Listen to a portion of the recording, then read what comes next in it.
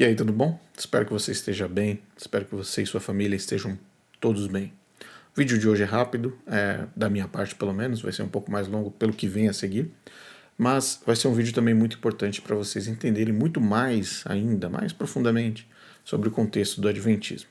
Há umas 3 semanas atrás eu recebi uma carta aberta feita por um membro da Igreja Adventista, um membro leigo, não posso dizer quem é o membro, óbvio, por razões até da própria segurança dessas pessoas, mas que veio à tona uma pessoa sincera, dentro do contexto do texto que essa pessoa apresentou, aparente ser uma pessoa sincera, que acredita no Adventismo e na igreja, vamos dizer assim, entre aspas, remanescente, e também em Jesus Cristo. E tem sofrido e visto alguns absurdos administrativos muito sérios dentro da igreja adventista, mais especificamente na região sul do Brasil. Então, Rio Grande do Sul, Paraná, Santa Catarina, região sul da igreja adventista no Brasil. Um dos aspectos mais importantes é que ele revela falhas administrativas severas dentro da questão eclesiástica da administração da igreja. Ele apresenta pontos onde não está havendo democracia dentro do modelo representativo da igreja e assim por diante. Uma pessoa sincera, uma pessoa que quer ver a igreja adventista melhor. Esse é o contexto, né, de toda essa carta. A carta vai ser publicada aqui logo a seguir, nesse vídeo. Você vai ter a oportunidade de ler na sua tela ou ouvir enquanto você está aí no seu carro, no metrô, no ônibus, está fazendo seu exercício, trabalhando.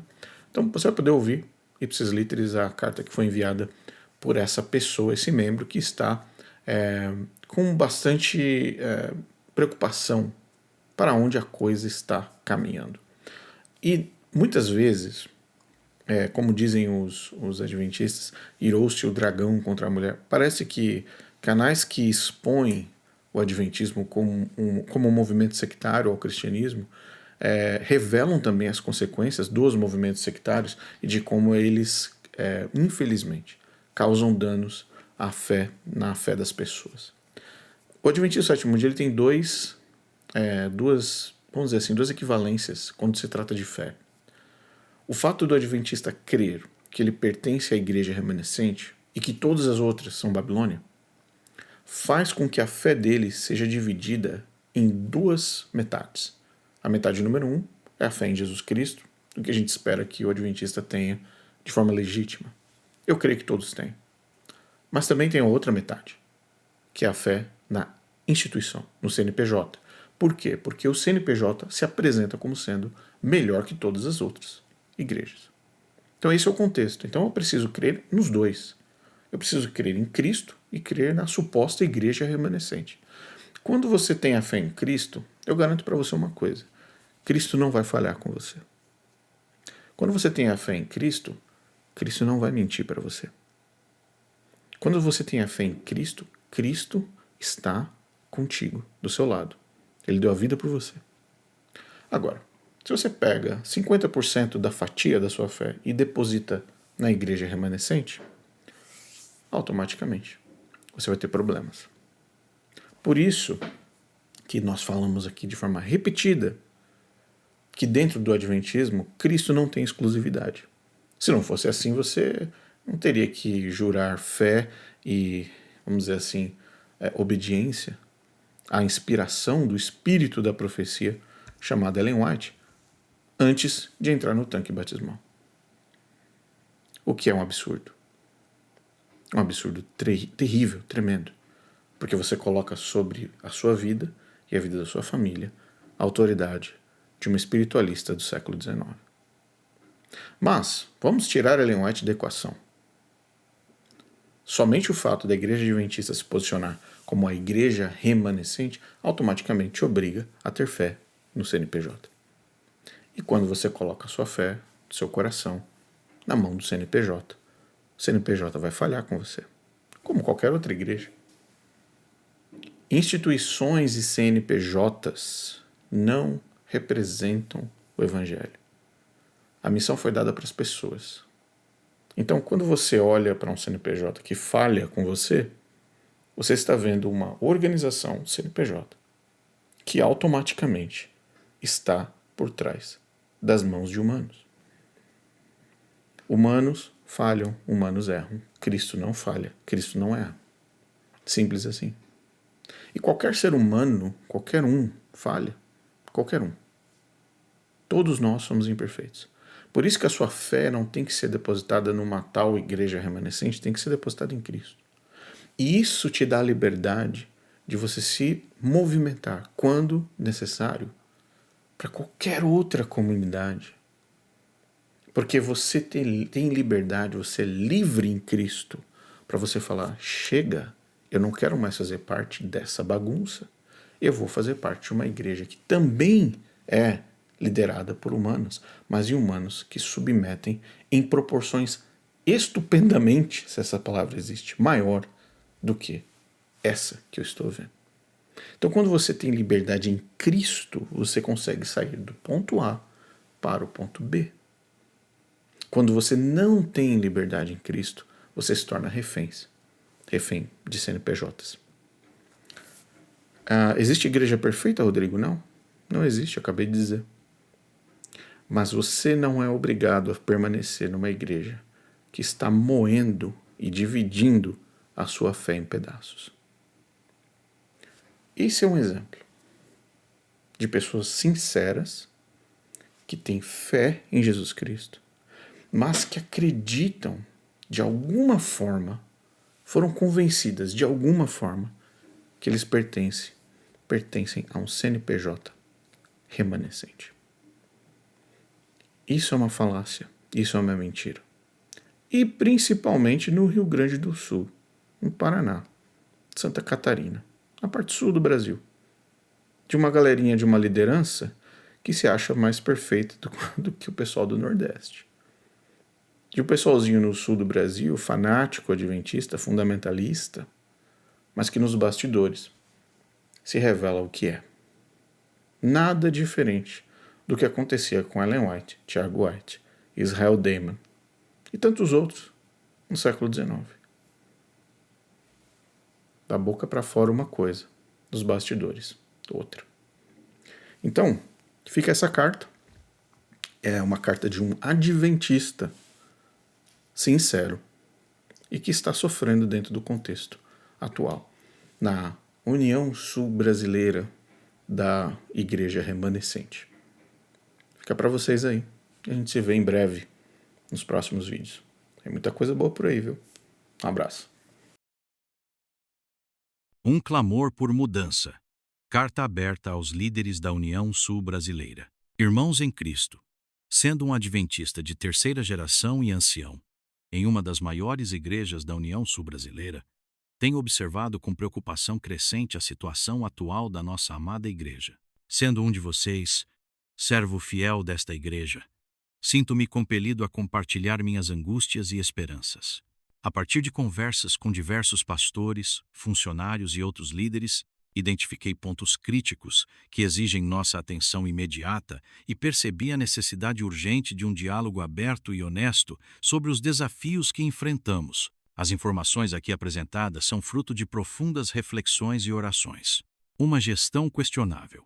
Abusos de poder na União Sul Brasileira da Igreja Adventista do Sétimo Dia. A forma como a União Sul Brasileira conduz os negócios da igreja, sob a liderança de Marlington Lopes, tem gerado grande preocupação. Práticas que ferem os princípios fundamentais da Igreja Adventista e do espírito de profecia se tornaram comuns, minando a confiança dos membros na atual administração da Igreja Adventista do Sétimo Dia no sul do Brasil. As comissões diretivas, órgãos que deveriam representar os interesses da Igreja, foram transformadas em meras ferramentas de controle. A composição dessas comissões é cuidadosamente selecionada para garantir a lealdade à liderança, em um claro desrespeito ao sistema representativo da Igreja Adventista do Sétimo Dia. A hierarquia estabelecida dentro da Igreja cria um ambiente de medo e submissão. Pastores, obreiros e membros leigos temem represálias caso questionem as decisões da liderança. Aqueles que se opõem são marginalizados, silenciados e afastados de posições de liderança. Essa concentração de poder nas mãos de poucos tem levado a decisões arbitrárias e opacas. Reuniões ocorrem a portas fechadas, onde um pequeno grupo decide os rumos da igreja, sem a participação efetiva dos membros das comissões diretivas. É importante ressaltar que a Igreja Adventista pratica o sistema representativo de governo, isto é, os membros das comissões representam os demais. No entanto, a realidade na União Sul Brasileira é bem diferente. A liderança centralizada e autoritária contrasta com os princípios representativos que deveriam nortear as decisões da Igreja. As comissões diretivas são compostas por presidente, secretário, tesoureiro, pastores departamentais e distritais, obreiros e membros leigos selecionados. A intenção da Igreja é que esta multidão de líderes atuem como conselheiros nos negócios da Igreja. Funciona da seguinte forma: a atmosfera na União Sul Brasileira é marcada por um profundo medo e silenciamento. Essa dinâmica é sustentada por 3 fatores principais. 1. Decisões prévias. Marlington e Harry, representantes da União Sul Brasileira, se reúnem com 2 ou 3 administradores nas associações e decidem sozinhos o que é melhor para a Igreja, do ponto de vista deles, claro. Estas decisões são tomadas secretamente aos sussurros atrás de portas fechadas. 2. O medo dos pastores. Pastores departamentais e distritais que fazem parte das comissões diretivas não podem discordar no mínimo que seja das decisões dos superiores. Aqueles que se manifestam contra as decisões superiores são marcados e relegados a posições periféricas, silenciados e isolados. 3. O instinto de preservação dos obreiros. Os obreiros, por sua vez, impelidos por um instinto natural de autoproteção, evitam se posicionar. A insegurança quanto ao futuro e o medo de represálias os levam a se manterem em silêncio. 4. A autoridade indiscutível dos líderes. Os membros leigos, por sua vez, veem os líderes como figuras quase sagradas, imbuídas de sabedoria e autoridade divina. Questionar suas decisões é considerado um sacrilégio. 5. Abusos. Assim, estes homens decidem sobre qualquer coisa, como, por exemplo, afastar um presidente de campo pouco tempo antes da Assembleia, como fizeram com o presidente da Associação Oeste Paranaense, pastor Damasceno, ou ainda, como fizeram com o pastor Chagas, secretário da Associação Sul Paranaense. 6. Clubinho de companheiros. Os administradores da União Sul Brasileira mostram com isso que transformaram a Igreja num clube de amigos. Eles se promovem e se protegem mutuamente, e o fazem pisando as orientações da Igreja. Tudo disfarçado e regado a muita desfaçatez e hipocrisia. 7. É assim que é. Marlington e Harry saem de associação em associação e decidem tudo com seus pares nas associações ali, em sussurros atrás de portas fechadas. 2 ou 3 homens decidem tudo. Quando o assunto é levado para a reunião diretiva, já chega formatado e com 2 ou 3 palavras dos administradores, todos entendem o que os líderes estão querendo. 8. Não somos católicos. Esta forma de governo estaria certa se fôssemos católicos romanos. Lá, o bispo de Roma decide e pronto. Nossa forma de governo é representativa. Cada membro de uma comissão diretiva representa centenas, às vezes milhares de membros. Nenhum líder deve achar que tem Urim e Tumim, e que, portanto, pode colocar-se acima da Igreja e impor sua vontade sobre os representantes da mesma. 9. Sem a direção de Deus. Torna-se bem evidente, apesar dos relatórios ufanistas, a União Sul Brasileira está sem a direção de Deus, porque homens estão manipulando as coisas para se ajustarem às suas visões humanas e míopes. 10. Mamatas. Todo esse controle é medo de perder as mamatas. Frequentes viagens internacionais, bons hotéis e restaurantes, tudo pago pela Igreja. Tire a Igreja das mãos destes homens, e eles não passam de tampinhas. Gente sem expressão alguma. Decisões concentradas nas mãos de poucos. As decisões mais importantes da Igreja não são tomadas em comissões administrativas como a Igreja orienta. Pelo contrário, um pequeno grupo de líderes, incluindo Marlington e Harry, decide os rumos da organização em reuniões restritas, geralmente realizadas em seus escritórios. Essa falta de transparência e a concentração de poder nas mãos de poucos impedem que pastores e leigos da Igreja participem efetivamente das decisões que os afetam. Diante desse cenário, Marlington e Harry, em conjunto com seus aliados, detêm o poder de decisão absoluto. Reuniões ocorrem a portas fechadas, onde um pequeno grupo decide os rumos da igreja. As decisões são tomadas por consenso de 2 ou 3 homens. Mas esse consenso é construído através de sussurros e pressões, moldando a opinião dos demais. Um modelo de governo incompatível com os princípios adventistas. Essa forma de governança centralizada e autoritária contrasta frontalmente com os princípios da Igreja Adventista, que prega o sistema representativo de governo. Ao concentrar o poder nas mãos de poucos, a liderança da União Sul-Brasileira subverte os valores fundamentais da Igreja e cria um ambiente de desconfiança e ressentimento. Talvez o efeito colateral mais danoso de tudo isso seja a apatia que se abateu sobre ministros e leigos. Observe como o ministério na União Sul-Brasileira, em qualquer campo, é apático e triste. A forma de governo onde o líder decide e os demais baixam a cabeça sem pensar é um modelo católico não adventista. A situação descrita revela um problema grave que precisa ser urgentemente abordado. A falta de transparência, a centralização do poder e o clima de medo geram um ambiente tóxico que afasta os membros e prejudica o crescimento espiritual da comunidade. É fundamental que a liderança da União Sul-Brasileira promova mudanças profundas, garantindo o cumprimento das orientações da Igreja e restaurando a confiança perdida. 3 personagens. Marlington Lopes é o presidente da União Sul-Brasileira. Harry Stradhorst, apesar de ser o secretário, exerce grande influência nas decisões da organização. Na Associação Sul-Paranaense, Marcos Júnior é o presidente, mas a verdadeira força por trás das decisões é sua esposa Rosinha, Marlington. Aqui veremos os mais recentes desmandos de Marlington e Harry e seus cúmplices. Marlington é conhecido desde sempre por bater na mesa e afrontar as comissões quando estas seguem uma linha diferente do seu modo de pensar. Marlington não respeita a igreja, está acima dela, pensa. É claro que seus discípulos, os presidentes, irão procurar desqualificar estes fatos. Mas tudo faz parte. Afinal, são 10 anos de uma gestão centralizadora, retrógrada e sem inspiração. Assim é natural pensarem que este modo é o certo.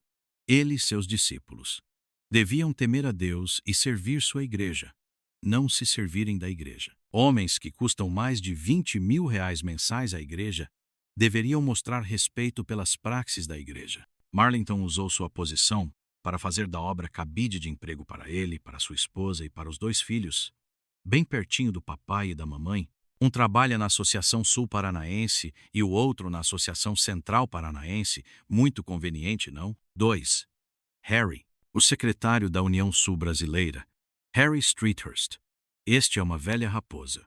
Os pastores que o conhecem sem filtro dizem que sempre foi um carreirista. Entre os pastores carreirista, é alguém que trabalha para galgar posições na igreja. Dizem que o Harry nunca trabalhou de fato para a igreja, mas sempre trabalhou para si mesmo, procurando usar as pessoas ao seu redor e estando disponível para todo tipo de baixaria e trairagem. Quando secretário do então presidente Moisés Matos, Harry fez todo tipo de armação e trairagem sob a bênçãos do Marlington, e Moisés foi destituído da presidência, enviado para um distrito em São Paulo, e sua esposa está doente em decorrência disto até hoje. Marlington ficou devendo ao Harry e agora entregou a União Sul-Brasileira nas mãos deste carreirista, que está em plena campanha para ser nomeado presidente da União Sul-Brasileira. Enquanto isso, o Marlington, por sua vez, está fazendo campanha para ser vice-presidente da Divisão Sul-Americana. Com tantos interesses pessoais em jogo, fica claro a necessidade que eles têm de exercer controle absoluto sobre todas as funções da igreja.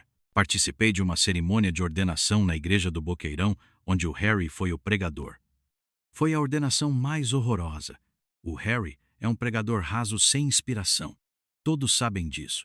Mas este não é o caso. O caso é que ele gastou uma eternidade promovendo seu sobrenome, falando das dificuldades de um Stradhorst, que fora pastor, como se o tal fosse o único daqueles dias iniciais da obra a passar por lutas e provações. Quase o descreveu como sendo um mártir. Autopromoção barata e deprimente. E para arrematar, disse que o ministério não é para os fracos, mas uma vez colocando-se como modelo de força e sabedoria, Jesus não foi sequer mencionado por ele, isto em uma ordenação. Lamentável. Minha vontade foi pegar o microfone e dizer-lhe: ministério não foi. Não é e nunca será para homens fortes ou fracos. O ministério é para chamados. Ele não sabe o que é isso. 3. Juninho, Marcos Júnior, é aquele pastor que, quando era o líder dos jovens em Ijuí, no Rio Grande do Sul, escapou de perder o ministério e ser removido da igreja, após apresentar 3 versões diferentes para seu caso de adultério. Versão 1. Só passei na frente do motel depois de errar a entrada. Desmentido, criou a versão 2. Entrei no estacionamento, mas arrependido manobrei e saí. Desmentido, criou a versão 3. Fui até o quarto de motel e vi que iria estragar minha vida. Então fomos embora. Quando se apresenta 3 versões para uma mesma história, significa que as 3 versões são mentirosas. Pois bem, depois de causar por muitos anos sofrimento, consternação e revolta no Rio Grande do Sul, Marcos Júnior agora chegou na Associação Sul Paranaense. Marcos Júnior é dissimulado, mentiroso, tentando passar a imagem de homem consagrado. Se ele realmente amasse a igreja, ele entregaria sua credencial e iria ser político. Os fatos: o presidente da Associação Norte Paranaense, Pastor Montano, anunciou que iria se aposentar. O secretário da Associação Norte Paranaense na época era o pastor Chagas. Marlington e Harry tramaram um chamado para tirar o pastor Chagas da Associação Norte Paranaense, pois temiam que ele, por ser um líder o qual todos nós amávamos e respeitávamos, fosse ser escolhido presidente. O que de fato aconteceu, mas não se concretizou por manobras e mentiras de Marlington e Harry. Para afastar o pastor Chagas da Associação Norte Paranaense, eles chamaram para a União Sul Brasileira o pastor Edilson, que era o secretário da Associação Sul Paranaense. Edilson é aquele pastor que, sob as orientações do Marlington e do Harry, dava malas de presentes para os distritais que mais removessem membros da igreja, isto para que a sua associação ficasse bem nos índices comparativos. Que coisa deprimente! Marlington e Harry, na utopia de uma igreja perfeita, incentivaram e premiaram os pastores distritais para que estes apagassem as canas torcidas e fumegantes. Pergunto, isto é coisa de ministros? Na União Sul Brasileira, sob a atual gestão, a ordem é remover, remover, remover, remover e depois rebatizar. Para quê? Para passar a imagem de uma união perfeita. Para que o pastor Chagas fosse nomeado secretário na Associação Sul Paranaense, o Harry proibiu os membros da comissão diretiva de colocarem nomes para serem analisados. Por que isso? Porque eles queriam tirar o pastor Chagas da Associação Norte Paranaense. Não era amor ao pastor Chagas, era maldade deslavada. O pastor Chagas chegou na Associação Sul Paranaense e logo ficou claro sua excelência. Quando o presidente da Associação Sul Paranaense, Williams, foi nomeado no Rio Grande do Sul, o pastor Chagas quase foi eleito e teria sido, se não fossem as abusivas interferências do trio de administradores da União Sul Brasileira. Todas as manobras do Marlington e do Harry para que o pastor Chagas fosse esquecido não deram certo, e a comissão de nomeações da Associação Norte Paranaense o indicou como presidente. E agora, aceitaram a vontade da igreja? Submeteram-se à multidão de conselheiros? Jamais. E agora vem o pior.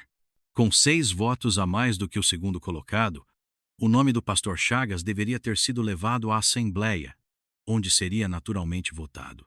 Em vez de levar o nome à Assembleia, o Marlington volta à comissão e, com ilações, várias mentiras, dissimulações, ele e o Harry procuraram desqualificar o pastor Chagas, um dos melhores homens da igreja, à exaustão, até conseguir submeter à sua vontade a maioria da comissão. Várias infrações foram cometidas naquela comissão. Ela deveria ser impugnada. Marlington e Harry deveriam receber pelo menos 3 meses de censura ministerial. O que eles fizeram foi coisa de moleques, politicagem pura e desrespeito à igreja. Mas esta é uma prática comum do Marlington Lopes e ele fez discípulos. Agora vem a crueldade. O pastor Juninho, presidente da Associação Sul Paranaense, que deve sua permanência no ministério a seus amiguinhos, resolveu arrumar um distrito para o pastor Chagas. Aqui na Associação Sul Paranaense, só ele, o Juninho, deve ser amado. Chagas tem que sair. Juninho fez o que a União Sul Brasileira queria: colocar na periferia um verdadeiro líder. Chefes não gostam de líderes. O Juninho Malvadeza e sua esposa Rosinha, que não é flor que se cheire, se apoderaram da Associação Sul Paranaense. Removeram pastor Chagas para agradar Marlington e Harry. Removeram o pastor Márcio Vivan, um homem de Deus que era amado pelos pastores. Mas na Associação Sul Paranaense, a partir de agora ninguém pode ser amado senão o Juninho dissimulado e Rosinha, que não é flor que se cheire. Removeram a irmã Keila, líder do Ministério da Mulher, que é uma excepcional gestora, para Rosinha, que não é flor se cheire, ficar em seu lugar. Isso foi de uma baixaria sem precedentes, coisa de quem se considera dono e acima de qualquer crítica. Mas nós, a igreja, vemos estas manobras. Dizem que esta Rosinha é só gogó. Os funcionários da Associação Sul Paranaense andam comentando que Juninho Malvadeza tem mais departamentais na linha da degola.